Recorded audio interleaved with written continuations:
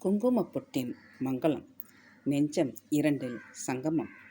பெரியவாளின் கபமும் குங்குமப்பூ வைத்தியமும். உன் குங்குமப்பூவால் என் கபம் குறைந்தது என்று சொல்லவில்லை. அந்த ஏழை குழந்தைக்கு கபம் குறைந்திருக்கும் இல்லையா? அதைத்தான் அப்படி குறிப்பிட்டார். ஜனவரி 20, 2015 தினமலர். காஞ்சி மகா பெரியவருக்கு ஒரு சமயம் கடுமையான காய்ச்சல் கபம் இருந்தது. வெங்குடி டாக்டர் என்பவர் தான் பெரியவரை சோதித்து மருந்து கொடுப்பார். இந்த தடவை அவர் கொடுத்த மருந்துகளை ஏனோ சாப்பிடவில்லை. காய்ச்சலும் குறையவில்லை. ஒரு பக்தை தினமும் தரிசனத்துக்கு வருவார்.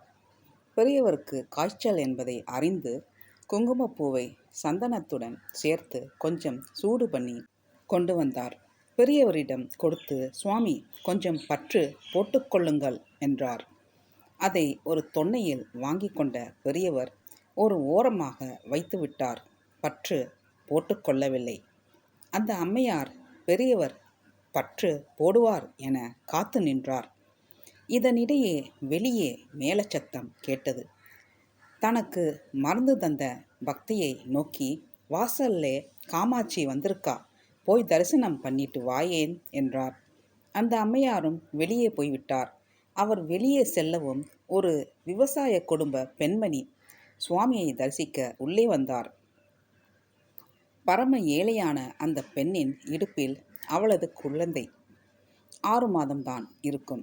அதற்கு ஏகமாய் ஜலதோஷம், மூச்சு விட திணறிக் கொண்டிருந்தது.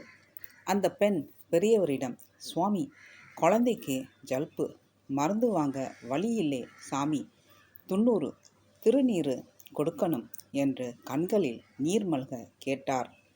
பெரியவர் அவசர அவசரமாக முன்பு வந்த பக்தை கொடுத்த குங்குமப்பூ தொன்னையை எடுத்து அவரிடம் கொடுத்தார்.